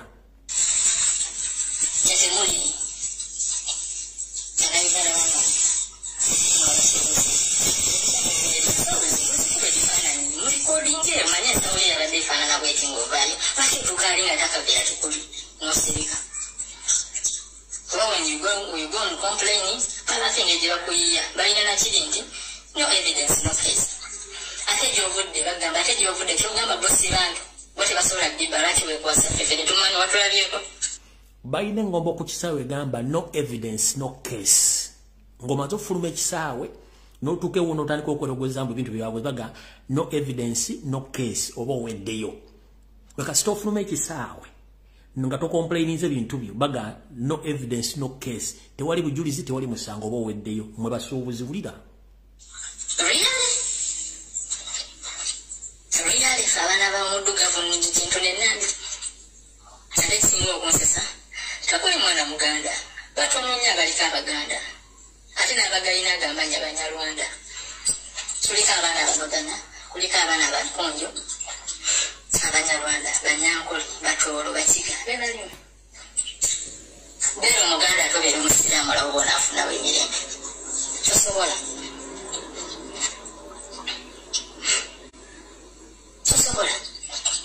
bani kati genda abana bakozesa egypt eya bakadama bateramyo ejjinja mu n'abasuubuzi abo abajja n'ebintu byabwe mosisi abasinga baba battake babasuubula ngoye ezo yes azo zijira mu bumbi ezo mu kesi zaabwe ebityo amigugu nga bagirwapiriza mugenda otuuka nengoye ze mu busukooli beera zijjamu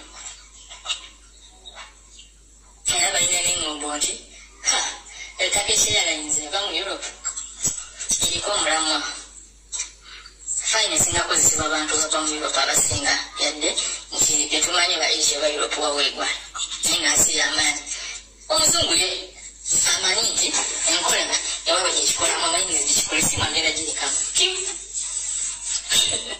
babijja bali abaana n'eggago ze bambala ku maaso ne mugitwala kati bambala obijjamu amasimu gaago jjukira wano mu kuyingira forest owasikirira akukebera bwera baana abo bambala overalls oyingira ne mukufuluma alina okukebera just in case nti wayingirwe tolina kyolina ofulumya olina kyolina abakutte enkubbi wala yawe omwana ayingira beefudde abamukebera okufuluma amasimu ago bagateekamu nga twambala safety shoes balina bisooka munda n'empale munda mwe bagasonseka n'abalala afuluma bulungi nabi nsitulitekamukebera nati nga lunaku olubi nga baagala okufinyisa bakwate bakugobeza abamufunye obutakkaanya olwo bakulinda n'ofuluma nakyo ng'omanyi tulijja omufuluma nabyo tebankwata sibagaa tukutte nakyo ne bakutwala bakusibira kwa vipo wali nga bakusiba nga bakugobye olwo nekintu tuyita paasi eya polisi tuyite paasi mu Lumbuye paasi eriko amanya eriko kampuni eriko ne taito omulimu gw'okola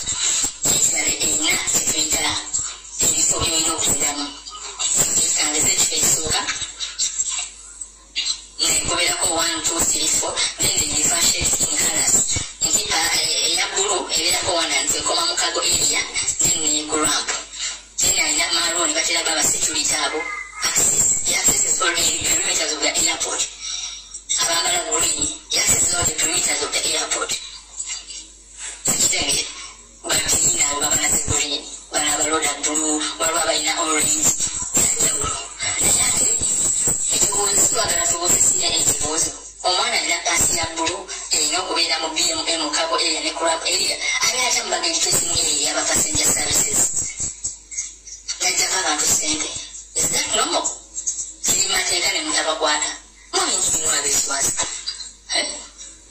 sande abisizasasa ajjeko abantu sente pasi eri mukiriza tuukayo era nga obwaviation security kimukakatako baba musanzeyo kugimujjako namugobesa ku mulimu amusangayo namutenderayo watayo $10 alegenda okole ngaasala ngaabita airport Entebbe International Airport Uganda.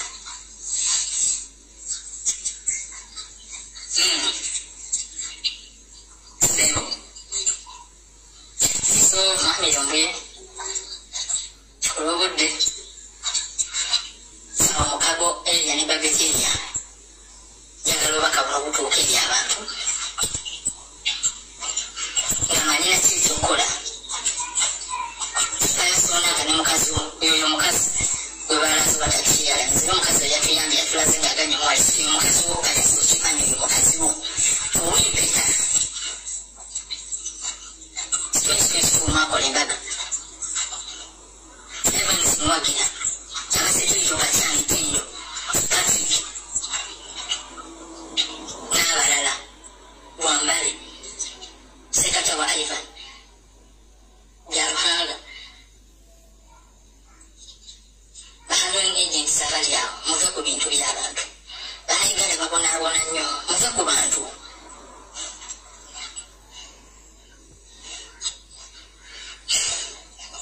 temukubisa abaana batalina misango ku kisaawo mwabalina ebikolobero ne musigala naye nga negugobeseza alina ekyokulya. What do you think? Semukomeko kimupira na Uganda muzanya dati news okulungira abaana baawo naddala mu passenger services bebaka ku baana omwana ze Kadama singa passport etekola bweti sigenda kuba boarding pass tugende mu biyigo babebakako bakirina aba A&M executive cleaning services n'aba trains muve mu mizanyo gy'abasajja omanye ennaku yakwa balusindika mutoyi oli n'agenda n'akawa ssente gwambala n'eddede ya pink n'obusajja empale za bulaka n'obusati bwa pink tulwa Katonda n'ensi yange. Kati bannange mubadde mu complaininga ku ddoboozi mu byokwerinda mu nsi etali mu mateeka nga Uganda tetusobola kuwa ddoboozi lya muntu nga bwe liri mu full swing oluwulira ng'omuntu nga bw'ayogera. No, Uganda temuli mateeka, it's a failed state. Omuntu asobola okufuna obuzibu.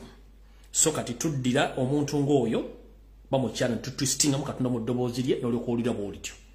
Nenga information yonna gyakuwadde okuva ku M paka ku Z gwali ku kisaawe Entebbe.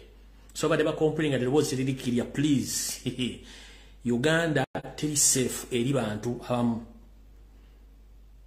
Information abantu bagala ogigaba naye bagigabe batya era bagiwaddaani. So kyekizibu ekyo nemukitegedde kiri ku kisaawe Entebbe okukabasanya abaana ab'obuwala abafuluma n'abayingira gwe mulimu ogulwo okubba emigugu gy'abantu okugyamu byobugagga byabwe birimu chaini, laptop, masimu, ngatto, bizigo, perfume bye baana baliwo. Kati ogwe mulimu oguli ku kisaawe Entebbe. Kati nawulidde bano general manager sibe ba MD batambula bagenda ku kisaawe nenga bonna omuzannyo bagumanyi bulungi nnyo. Ekisinga n'okummazeemu okumalamu amaanyi nti abaana ssente ze bakolera za mungu banyi tosobola kuwa mwana wa muntu nusu 15 pa awo ezitaguladde ekikomande ekiriko eggi.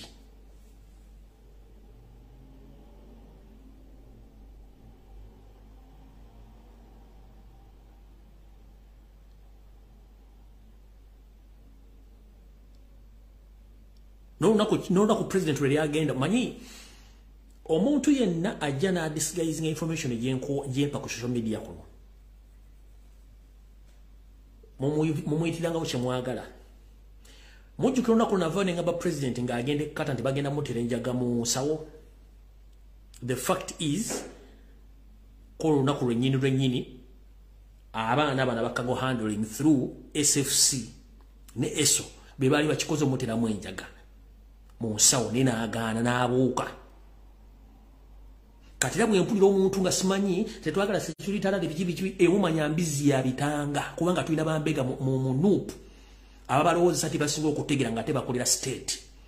Buli lwe tujja omuntu nakuwa security alade nga wankyukakyuka oli n'agidespise nga manya nti oyo mbega agigaana kubanga ebyaddala tukiko olunaku president lwe kata lwe bali bagenda omuteramu enjaga mu luggage ku kiseera bali bakikoledde. Ekindeese kwa information eno okubba abasuubuzi kususse okutikka abaana enjaga nga tebamanyi kususse naye ng'ate eno ttiimu yonna gye ngenda obbateerawo yeekola omulimu guno. Ebiwoowoolo n'emitima n'esigo mbiwulidde bifuluma buli lunaku wakati wa bokisi 10 ku 10 ku 2 ku 3 lunaku nga zifuluma zigenda. Ennyonyi kwe zitambulira muzitegedde. Kati abantu bameka mu mwezi abatwalibwako ebibumba byabwe. I'm asking the public. Bakugambye nti bokisi wakati wa 10 ku 2 ku 3 zifuluma nga zirimu omutima ensigo oba ekibumba nebifuluma nebigenda eggwanga. On a daily basis abantu bameka mu Uganda basaddaakibwa okujjamu ebintu ebyo.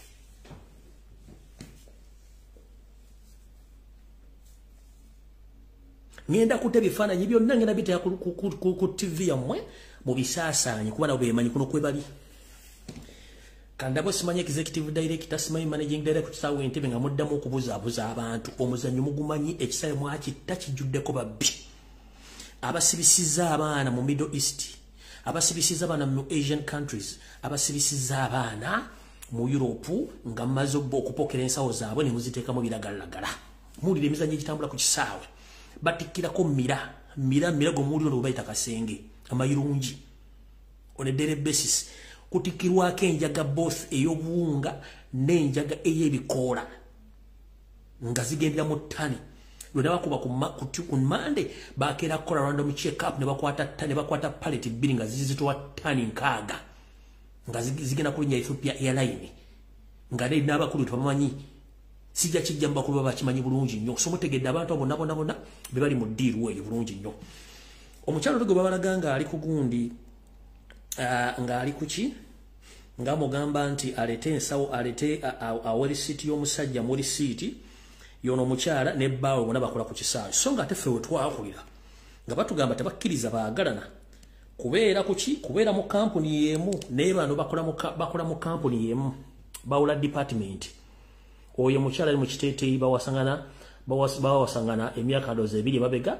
Omwami oli gwe bayita Pius ono mukyala gwe mwalabe bayita Sophie wa Turkish Airlines bewo bennyini bombi bakola kisaawe kyekimu naye nga si babbi baluwadde ndoza mutegedde lwe badde boogerako oyo be bantu abali ku kisaawe batigomya abantu. Ndowooza kandabe budde saa zigenda kukola 2 kitundu. Simanyi oba nsobola okutaaya amasimu 2 naye kansooke ndabe ki ekyokukola. Na information agenda njibawa wano. Na information agenda njibawa wano ewala endala. Kansooke mbawe analysis yange. Mumpulirize bulungi nnyo.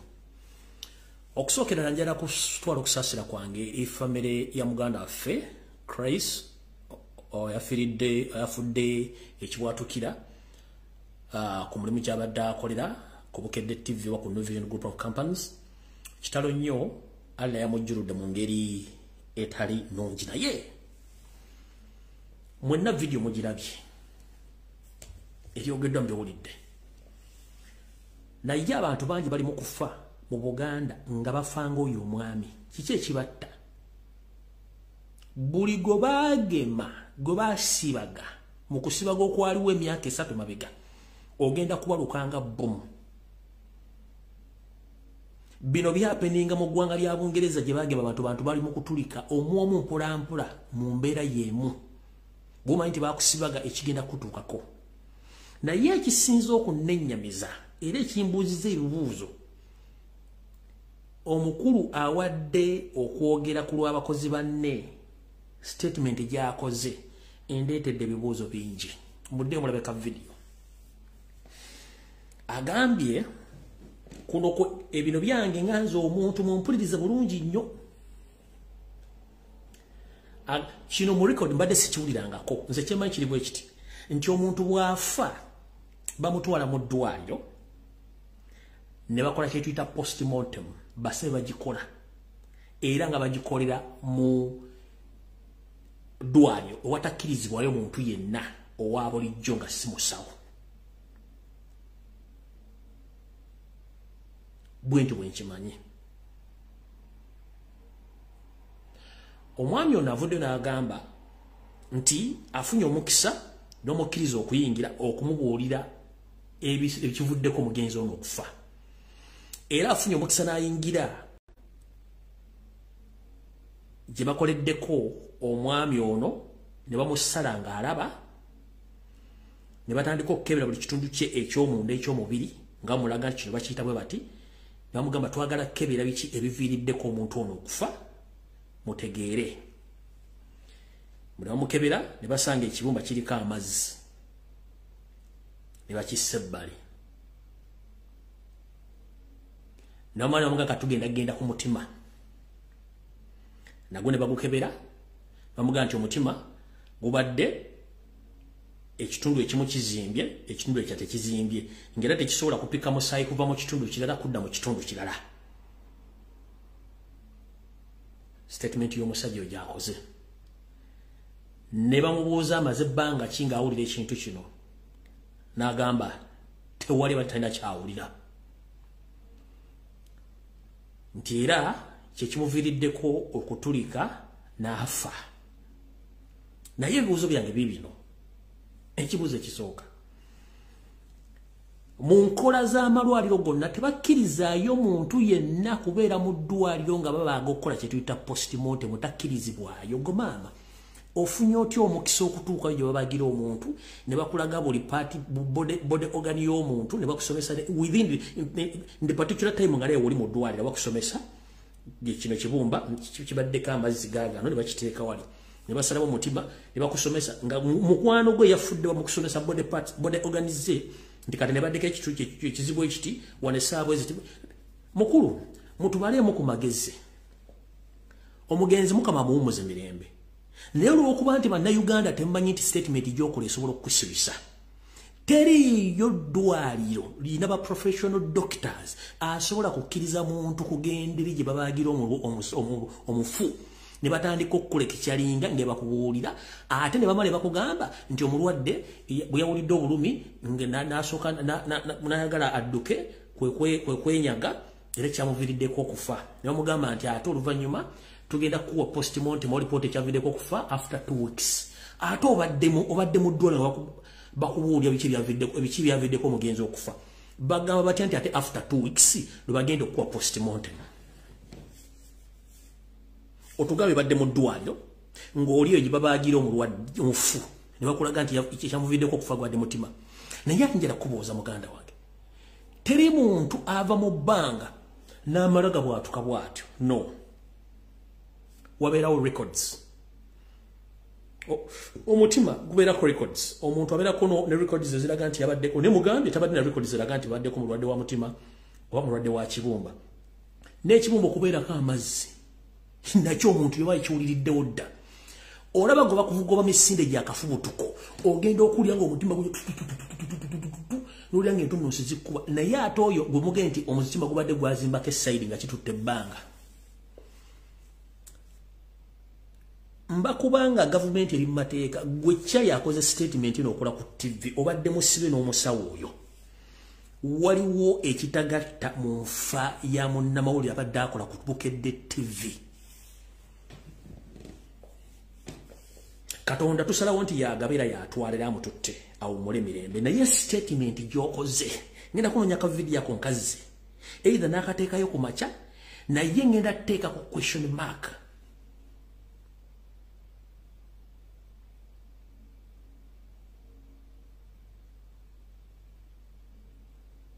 ngenda teeka ku question mark ku video eyo ku statement gyokoze sirabanga yo duwali lyali ise muntu batandika omusomesa ku mugenzi bwafudde na biche bimusse nenge ebintu ebyo bibera omuntu aberako ne medical records zize oba history neta ina medical history agante abane mulwadde wa mutima ate n'ekibumba okubeera ka amazzi mu lunaku lumu omutima ne guzimba ne gusingako ekitundu eky'essayi okimanyi kyekitegeeza nkugambye odduka buddusinga embwe ku kanzi n'odduka obuya mu mutima guli mu bbanga bwe buti naye ate omutima gubadde guzimbye gusinga ku gunaagwako essayidi wagwan brother chichi statement gyokoze mukulu muli kubukedde muli ku national TV bakukutte bulungi nnyo ng'okola statement nfu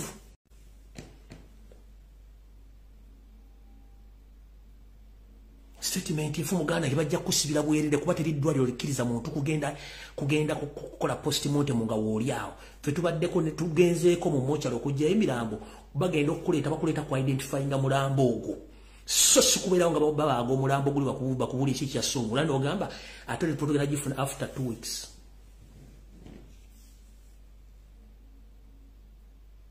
postmortem muganda obaddewo eri mu muddwayo nga bakola buli kimu ne bakubulya cause y'omulwadde ate onoga postmortem mugenda gifuna after 2 weeks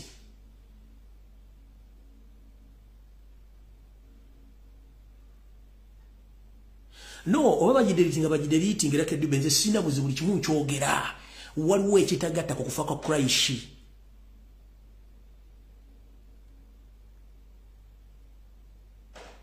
waliwo ekitagatta ku kufa ya Christ kyo nkibagamba abantu banje Kampala bafe bintu bitategerekeka oba bagideliting zina zebbawo information batabawo ku TV muddayo ku page ya CBS mulizo omusajja statement yakoze mukozi munne wokubukedde TV bigero byayogedde tebikwatagana wano tebakkiriza muntu yenna tali musawo kuyingira mu badge gye bagira muntu okujonga okola internship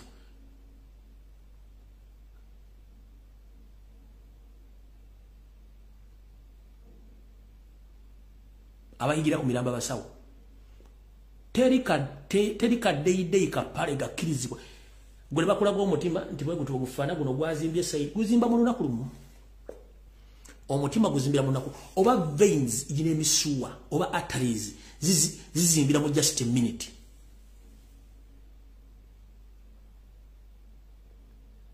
kalizi mutubale mu magezi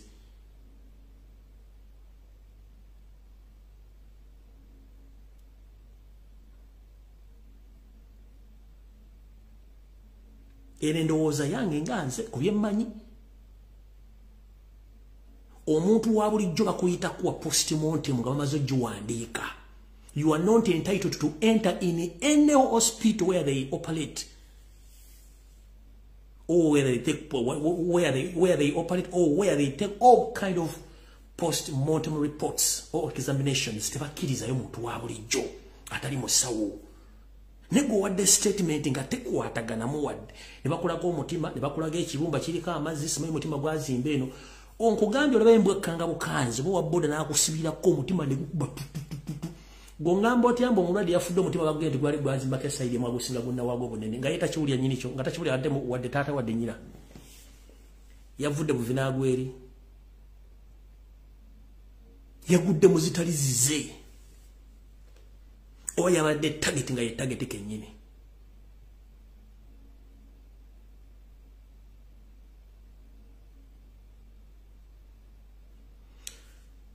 omukama amuwummuza kisa famire y'omugenzi muwulirize nnyo akatambiko oyo omuvubuka ke yayogedde munnamawulire w'oyo munnamawulire w'omugenzi mukwano gw'omugenzi badde bakola statement gyakoze tegatta wanu tebakkiriza muntu yenna wa bulijjo genda gye bakolera postmortem oba gye bakolera gye basalira mufu kujjako samples genda zijjako kyafu kyasse muntu tekikkirizibwayo takkirizibwayo kyekisooka ekyokubiri bw'abanga badde namuga ati mulwadde ekyamusse mutima na kibumba ate ripooti ejja ate mu wiiki 2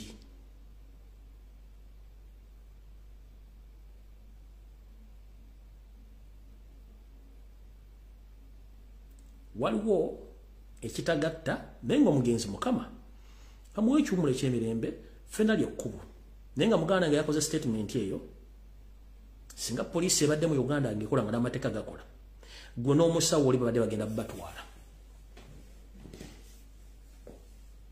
waliwo kitagatta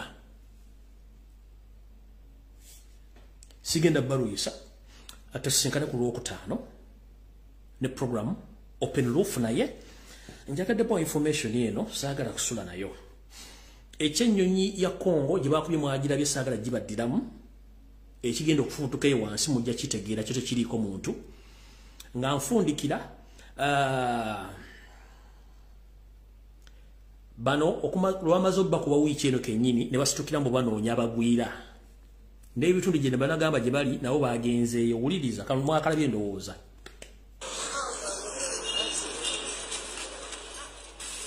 The operation was carried out in areas of Bunga, Kabalagala, Kansanga, and Muyenga.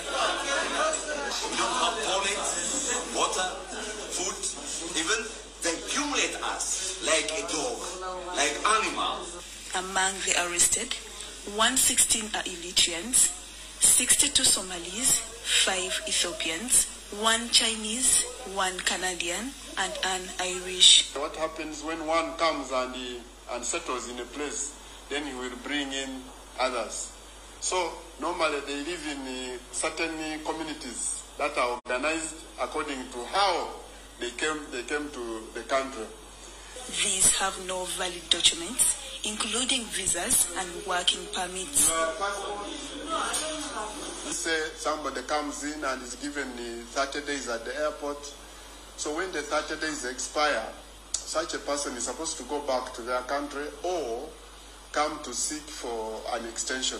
Now, in those cases, if one fails to go back and also fails to seek for an extension, but continues to live in the country, such a person pays $30 per day, starting from the day of the expiry. It is becoming a norm for foreigners without valid immigration documents to evade the enforcement teams by working at night. Some of them come out to work at night. That's why we did this operation at night. During the daytime, they are sleeping. When it comes to night, then they come out. Some of these were even found on streets. I don't know what business they were doing on streets, but we got them on streets. Security has launched investigations into a syndicate of suspected human traffickers, since many of these culprits are suspected to be involved in shady businesses. Now that we are going to do investigations on each of them to find out how they came here. 1, 2, find out who employs them. 3, how they have been living and whether they have ever gotten a facility from here or not. Section 59 of the Citizenship and Immigration Control Act, CAM 66, stipulates circumstances under which a foreigner can be employed and penalties accorded in case of a breach. Lydia Chomkama, UBC News. Olobazo okuse mbu bakwata bagwira ekyo si kibi nga nfundikira na kano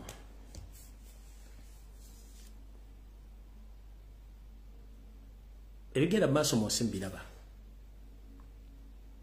bulijjo nzijja ku social media kuno naddala kuno ku bwenyi bw'ekitabo nenjogera ensonga zino abantu ne mulowooza nti nsaaga mbagamba nno ensi etandise okudda ku bikokojjo mwalabye sekta eserezo w'eggwanga nga batandise okuteesa ku nsonga z'okuvuga empanka. Okuvuga empanka kuli mu international schools n'amasomero amanene gakaasangwawo. Bannange mbategeeza abazadde bw'oba oyagala omwana wo akule ng'alimu empeke abaana mbazze mu masomero ga bulijjo batandika okusoma nga basoma bava waka. Bw'oba oyagala okuwola omwana wo okuyiga emize gy'okuvuga empanka ekiri mu Uganda temukimanyi mulimu amasomero agali ku international level ng'ezimu ku lessons ze basomesa za kuvuga mpanka. Era omuze gw'okuvuga empanka gutandise okumalawo eggwanga eri abaana ab'obuwala n'abaana ab'obulenzi.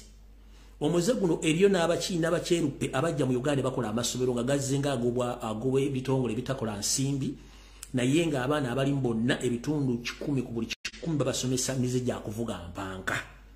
Bannange mbategeeza nze nga nze omuntu Katonda ajjalira gwe ngoberera naye ebintu emize gitandise okujja mu nsi okukyusa obutonde nedda. Bannayuganda abalina abaana nga musomera mu masomero ag'ebbeeyi mwandibanga mukuuma lubugo nga lubaale mubbe bino ebintu byayotuuseko ne ku ssetteeserezo w'eggwanga. Ku TV eno y'Abangereza bagambye bati bagenda kifuula lunye abaana okubasomesa amasomo g'okuvuga empanka n'okwagala abantu baabwe ab'ekikulu ekimu. Ebungereza bagenda kitongoza naye weebuuze Katonda ali ludda wa? Era bano abatongoza ebintu bino ate si baatuleetera eddiini. Kati njala kubuuza kiki kigenda mu maaso ku nsi ya Katonda kuno? Bw'ogoberera nnyo ebyafaayo by'ensoma ey'okusuza abaana mu bisulo era yatandikibwa mu masomero ga ddiini naye ng'ekigendererwa kyali ku kikusike kubanga bw'otulaba firimu n'entambi ezizannyibwa ebintu bino byava dda nga bitegeke bulungi nnyo nti amasomero agasuzaayo abaana y'ensibuko ya sitaani mwayita okwegazaanya n'okutandika okusomesa abaana emize egy'okuvuga empanka. Ekisinga okunkwasa ennaku bw'otunuulira abantu bonna bali mu mize gino ate bamala ne beekubya emizimu egitali gya famire zaabwe ate ne baagala bafune abaana ab'okukuza. Neebuuza ate omuntu ogamba nti ovuga lupanka ovugira ku lw'ennakawuka. Kiki ekikuyisa ku Entebbe Road Express ayiwe ng'omanyi tebavugirako bo tebaagala kuvugira ku lw'ennakawuka? Wano ne mbagambira nti mujje abaana mu masomero ge muyita ag'ebbeeyi simegayo ku international level ebisomesebwayo bannange ebimu bya setaani. Bwe muba mukyagala abaana bammwe babeere mufune abaana abategeera bagenda obbazzukuliza abaana. Ebintu ebigenda mu maaso mu Uganda ku sipiidi esusse. Bannange, ka vidiyo kano oba nkabazannyire oba nkaleke naye nga mu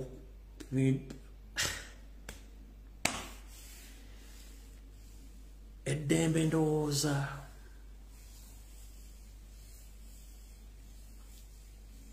buli muntu waddembe okukola kyayagala. Naye gwe alina omwana